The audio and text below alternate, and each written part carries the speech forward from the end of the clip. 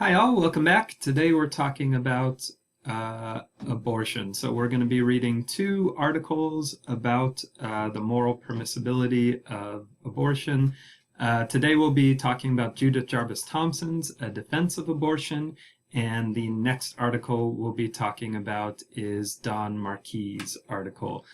So they take different positions on this. As the title indicates, Thomson is defending the moral permissibility of at least many abortions. So let's jump into it. Here she is. She talks a lot about trolley problems and thought experiments in general, and is a wizard with coming up with thought experiments, as we'll see in this article. So the first thing she talks about is she addresses an argument that tries to demonstrate that a fetus is a human being, or a fetus is a person. And that argument goes like this. The development of a fetus into a human being is continuous. So to say at one moment that it is just a fetus and at the next it is a human being would be arbitrary, meaning there's no bright line between when it's a fetus and when it's a human being. It's a continuous process, right? Therefore, we should just say that a fetus is a human being. Since we can't tell exactly when it transitions, we should just say that the beginning product is the end product, even from the beginning.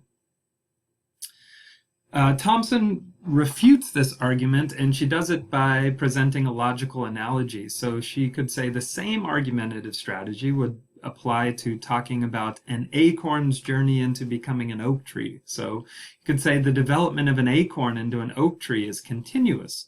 To say at one moment that it is just an acorn and at the next it is an oak tree would be arbitrary. Therefore, we should just say that an acorn is an oak tree. So to spell that out a little bit, so when would we say that the acorn is an oak tree? Would we say right when it first sprouts? That would seem silly to hold a sprouted acorn and say, I'm holding in my hand an oak tree. Or is it when, any other point would seem completely arbitrary. So by the same argumentative strategy, we could then conclude an acorn is an oak tree, and when we're holding an acorn in our hand, we could say, I can lift up an oak tree. But that just seems silly to say that the end product, or that the beginning product is the end product, just because there's no real stage that we can differentiate them. So she says this argument for trying to prove that a fetus is a human being doesn't work. Now, for the rest of the article, Thomson actually adopts an interesting strategy. So she, even though she's shown that this argument to show that a fetus is a human being or a person does not work, for the rest of her article, she's actually going to assume, for the sake of argument, that a fetus right from the moment of conception is a person, is a human being.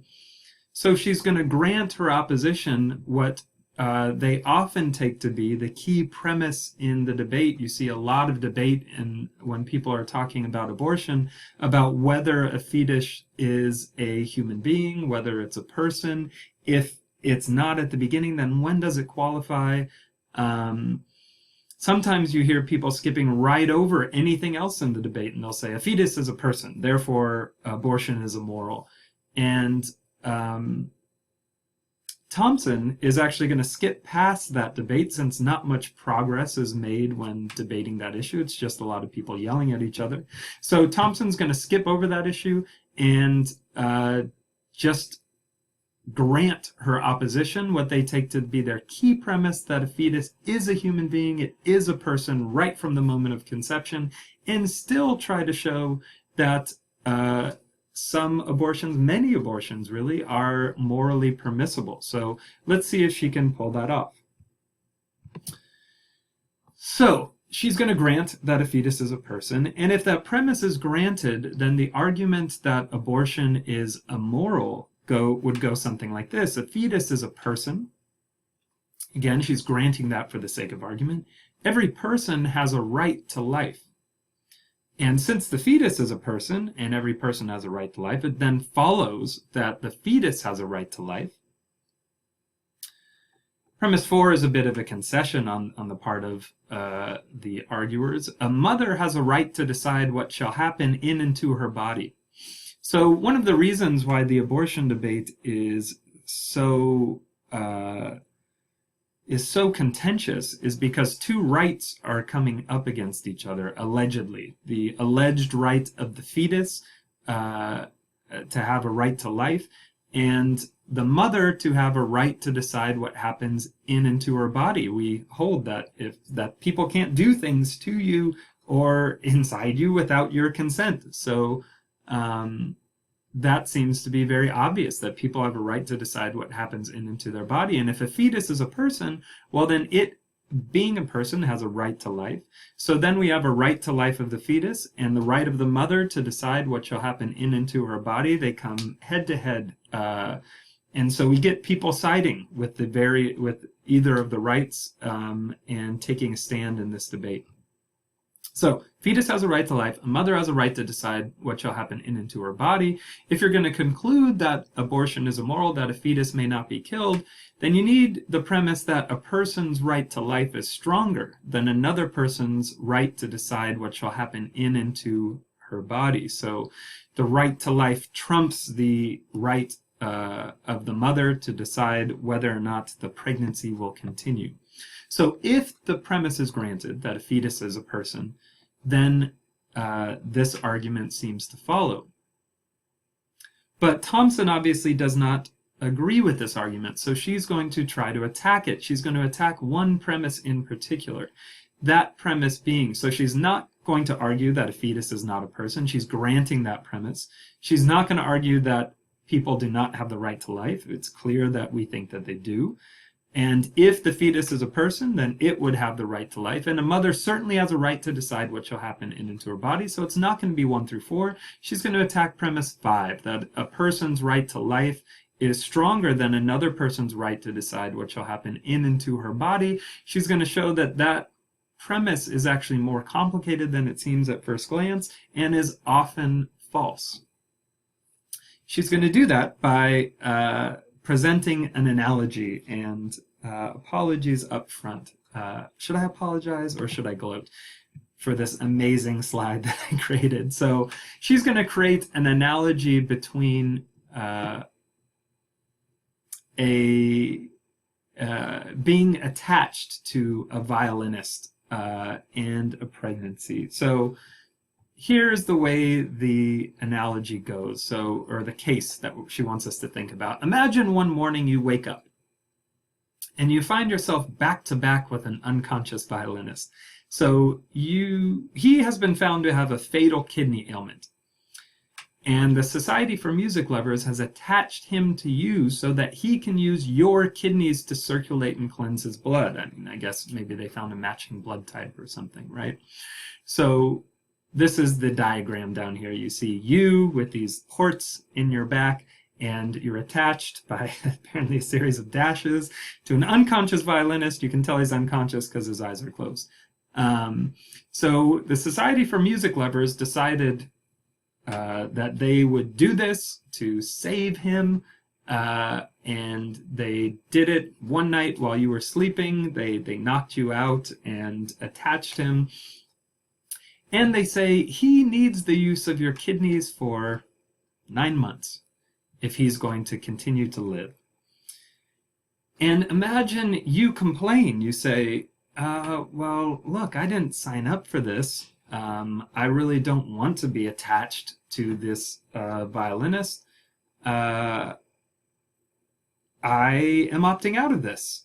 It's not my responsibility to look after his life. I'm disconnecting myself. And they might tell you this, well, look, it's unfortunate that that you don't like this situation, but look, you clearly have a right to decide what happens in and to your body, but if you detach yourself from the violinist, that's going to result in his death.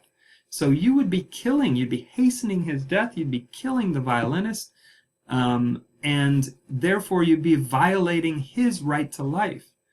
So unfortunately, you just have to stay connected to this violinist even though you don't want to, because his right to life is stronger than your right to decide what happens into your body.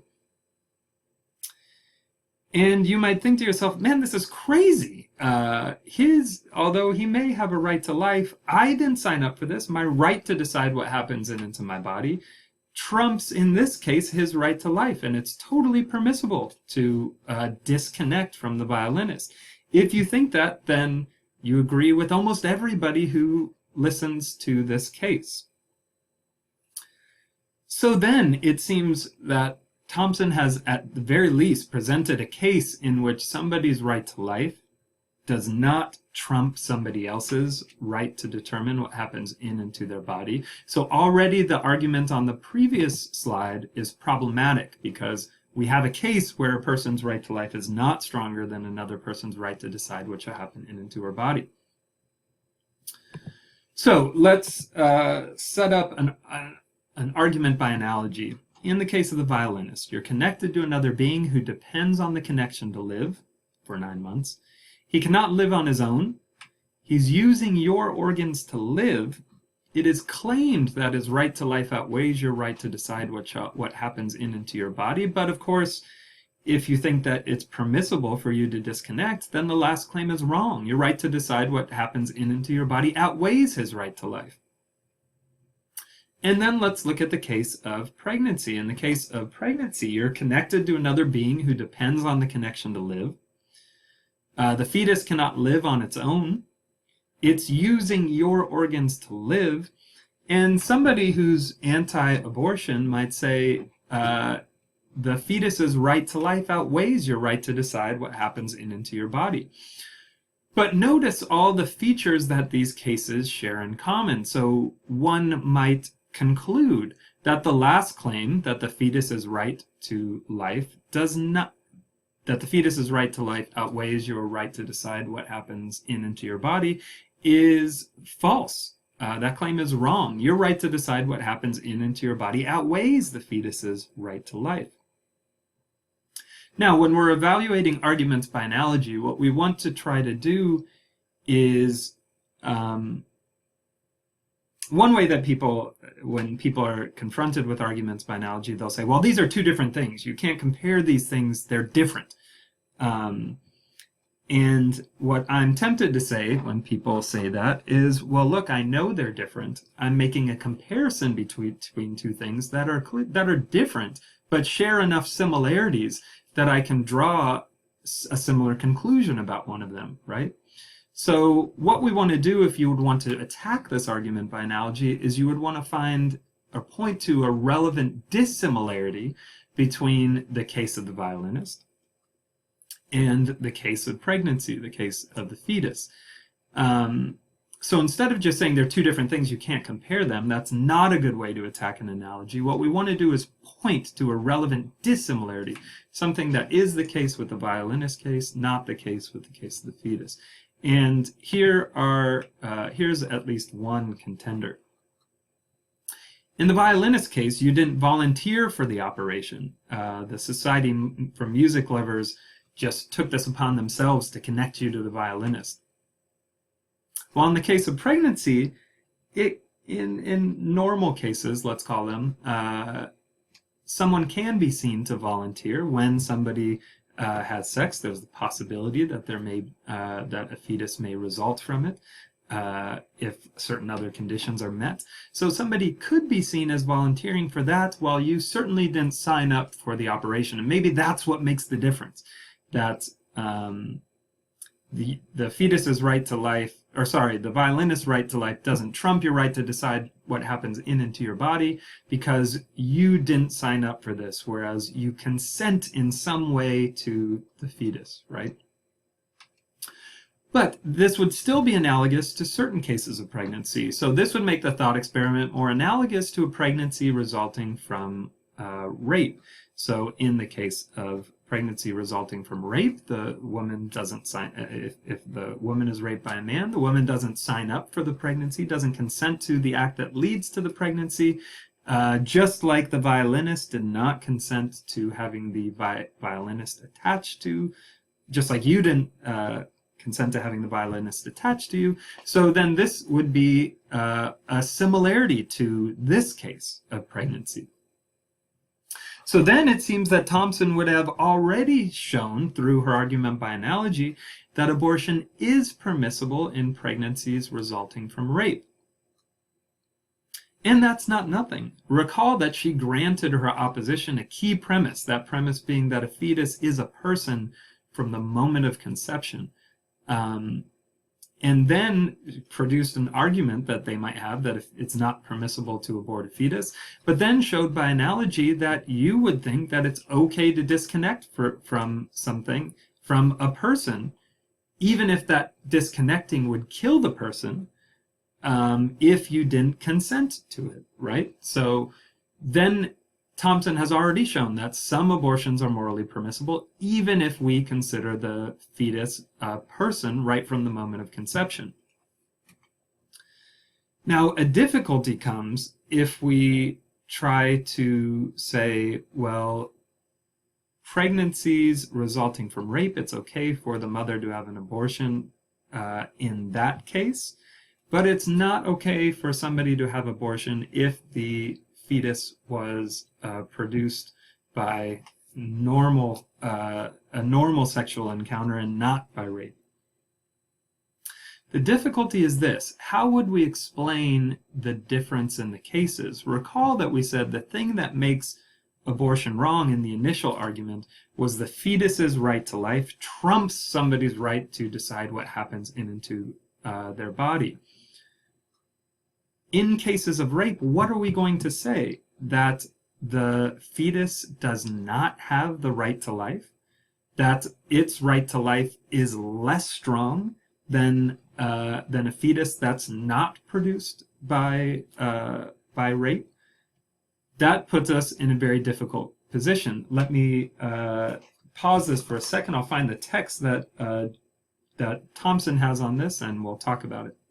All right, so here's the relevant text from Thomson. She says, in this case, of course, you were kidnapped. You didn't volunteer for the operation that plugged the violinist into your kidneys. Can those who oppose abortion on the ground I mentioned make an exception for pregnancy due to rape? Certainly. They can say that persons have a right to life only if they didn't come into existence because of rape. Or they can say that all persons have a right to life, but that some have less of a right to life than others, in particular, that those who came into existence because of rape have less. But these statements have a rather unpleasant sound. Surely the question of whether you have a right to life at all or how much of it you have shouldn't turn on the question of whether or not you are the product of a rape. And in fact, the people who oppose abortion on the ground I mentioned do not make this distinction and hence do not make an exception in the case of rape. Nor do they make an exception for a case in which the mother has to spend the 9 months of her pregnancy in bed. They would agree that would be a great pity and hard on the mother, but all the same, all persons have a right to life, the fetus is a person, and so on. I suspect, in fact, that they would not make an exception for a case in which, miraculously enough, the pregnancy went on for 9 years, or even the rest of the mother's life. And so Thomson then takes on the extreme, what she calls the extreme view. So let's track her argument again. People might say that abortion is impermissible because the fetus has a right to life and that trumps the mother's right to decide what happens in and to her body. We saw a case, the case of the violinist, that we saw was analogous to cases of rape, in which we thought the person's right to decide what happens in and to their body outweighs the other being the person's right to life. So we concluded that the same could be said of the case of the fetus, but we noted that's more similar to a case of rape where a person didn't sign up for it. So we saw that in cases of rape, it seems that abortion is permissible if these cases are comparable, which it seems they very much are. But then we have a difficulty if we want to say that most abortions are not permissible. It seems that we have to say that the person's right to life is somehow diminished or they don't have it if they're produced by rape, and that just is very uncomfortable, at least seems not right. And when would they then gain the right to life? At what point in their life would they never gain it if they were produced, if they were the result of of a pregnancy that resulted from rape, that seems insane. So if that view of having different attitudes towards pregnancies that resulted from rape and pregnancies which didn't seems relatively hopeless, then there's a fallback position for people who think abortion is not permissible. They could say it's never permissible, like even in cases of rape, and you cannot disconnect yourself from the violinist. They could try to go that route. So they might take what Thomson calls the extreme view, the view that abortion is not permissible even to save the mother's life. So that nothing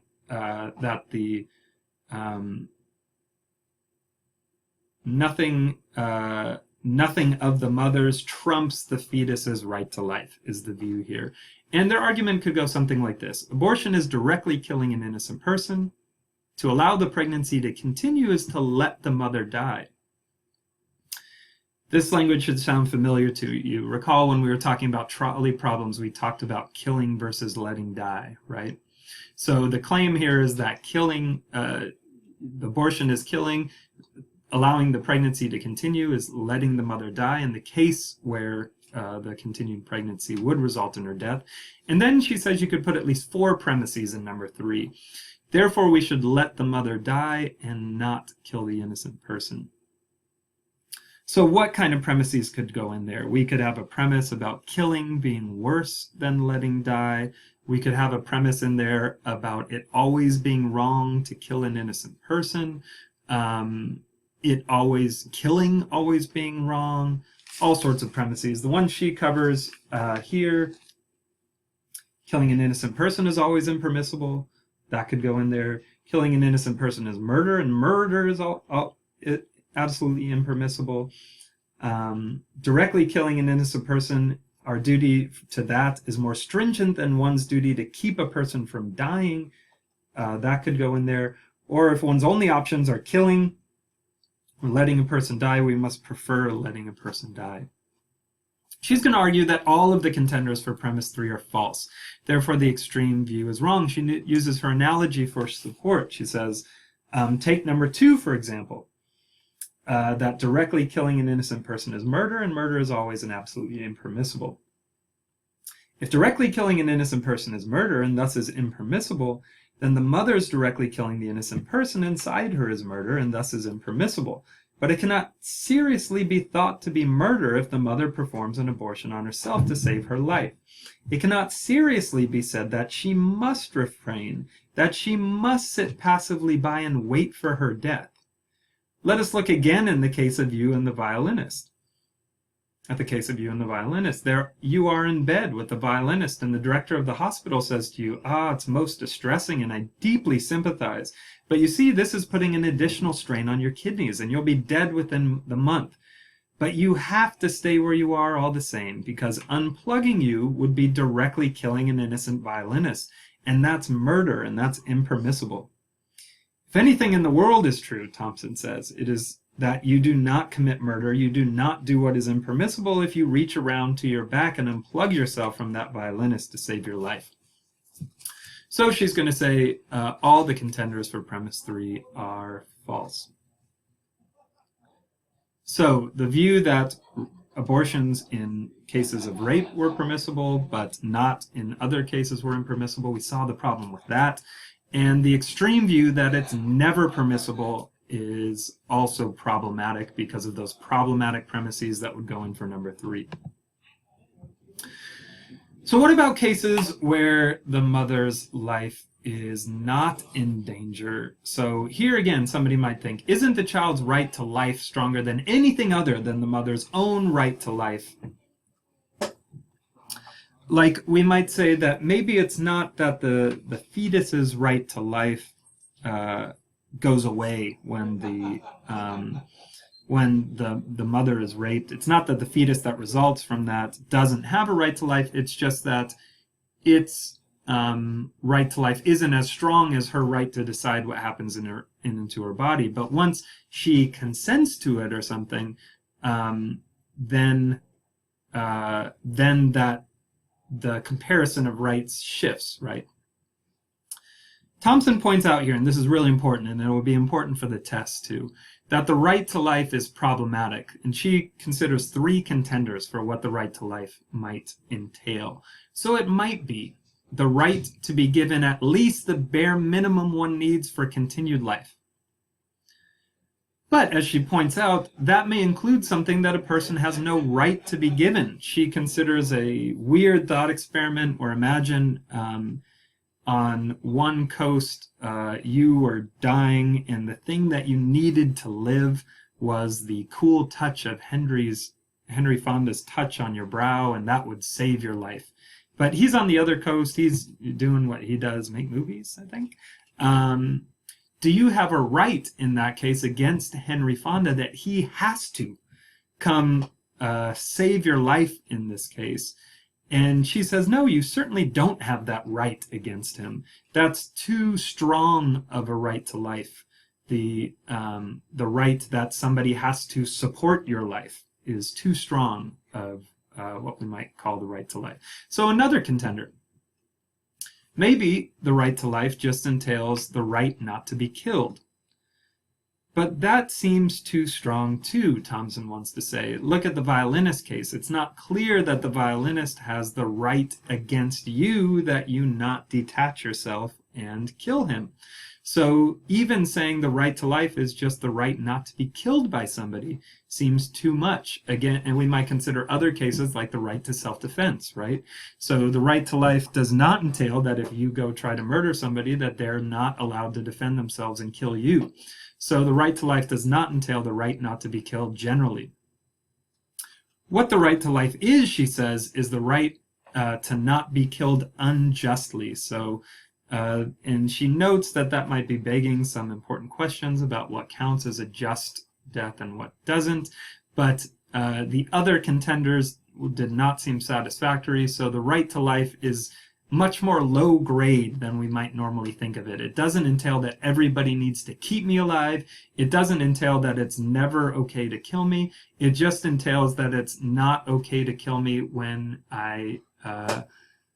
when certain conditions are met. So the right not to be killed unjustly. But then we have to wonder, if the right to life is just this, the right not to be killed unjustly, does abortion fall into cases when it's killing? So is abortion an unjust killing of a fetus, or in some cases would it be the just killing of a fetus?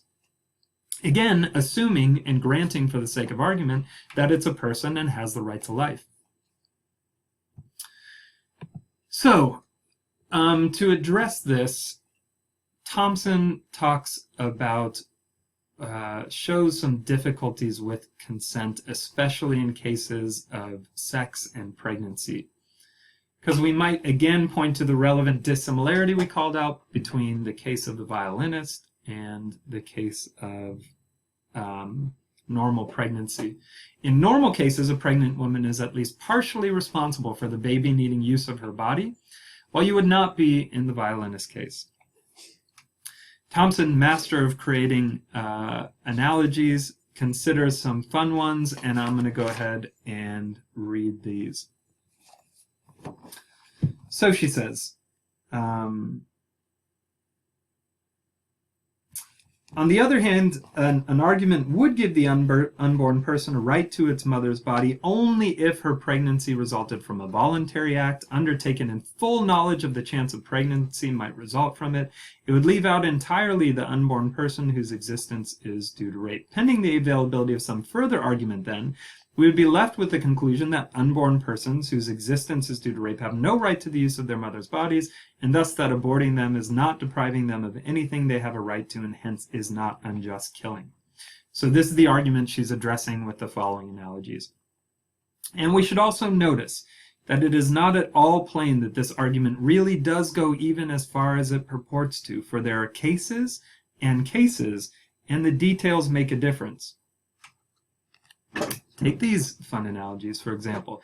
If the room is stuffy, and I therefore open a window to air it, and a burglar climbs in, it would be absurd to say, ah, now he can stay. She's given him a right to the use of her house.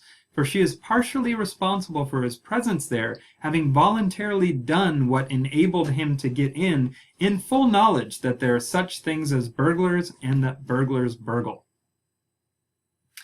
So note the similarities between the argumentative strategy here. Somebody does something which can, and sometimes does, lead to a further event happening, and now that person has, the strategy is saying because the person willingly did the first thing, they are now responsible for looking after the person that's a result of the person climbing in. And it seems foolish in the case of the burglar. She would say by analogy, it's a foolish strategy to go with, or it's at least complicated when talking about sex and pregnancy. She says it would be even more absurd to say this if I had bars installed outside my windows, precisely to prevent burglars from getting in, and a burglar got in only because of a defect in the bars. So here she's obviously talking about using methods of contraception to prevent pregnancy. If you open the window, and you have bars installed to prevent burglars from getting in, but the bars are defective and the burglar somehow gets in, it'd be absurd to say you now have to look after the person. You can't kill them to get them out. All right. It remains equally absurd if we imagine it is not a burglar who climbs in, but an innocent person who blunders or falls in. Again, suppose it were like this. People seeds drift about in the air like pollen, and if you open your windows, one may drift in and take root in your carpets or upholstery. You don't want children, so you fix up your windows with fine mesh screens, the very best you can buy. As can happen, however, and on very, very rare occasions does happen, one of the screens is defective and a seed drifts in and takes root. Does the person plant who now develops have a right to the use of your house? Surely not.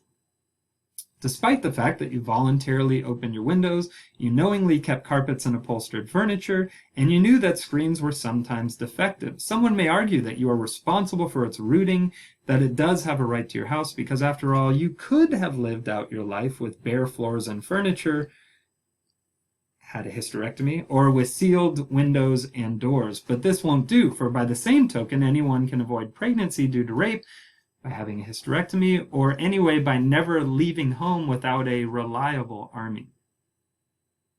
It seems to me that the argument we are looking at can establish at most that there are some cases in which the unborn person, granting that it's a person again, has a right to the use of its mother's body, and therefore some cases in which abortion is unjust killing.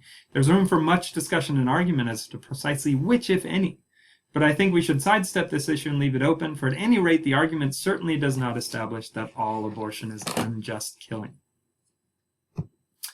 All right, so she concludes, even granting that fetuses are people, there are some cases in which abortion is permissible. The cases that she's covered, pregnancies due to rape, when preventative measures have been taken, but pregnancies still happen.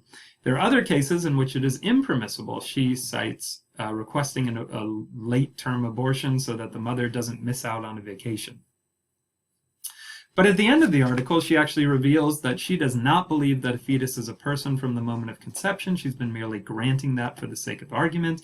And if a fetus is not a person at conception, then aborting fetuses early is not killing a person and is not dealt with by her earlier arguments. So that will also be included. Early term abortions will be included in the cases in which she thinks it's okay, although she doesn't argue that the fetus is not a person from the moment of conception. All right, so now let's do a couple quiz questions and then we'll be done. Thomson attacks which premise in her opposition's argument? A, a fetus is a person. B, a person has a right to life. Or C, the fetus's right to life outweighs the mother's right to decide what happens in and to her body. And quiz question number 2. Thomson concludes that A, abortion is always permissible. B, abortion is only permissible when the pregnancy is the result of rape. Or C, abortion is permissible in many cases, including when the pregnancy is the result of rape or failed contraception or during the first trimester. So which of those is her conclusion? All right, so that is all we have to go over with regard to Thomson's argument. When we come back, we'll read an argument for the other side from Don Marquis that abortion is almost always not permissible. So I'll see you then. Thanks for watching.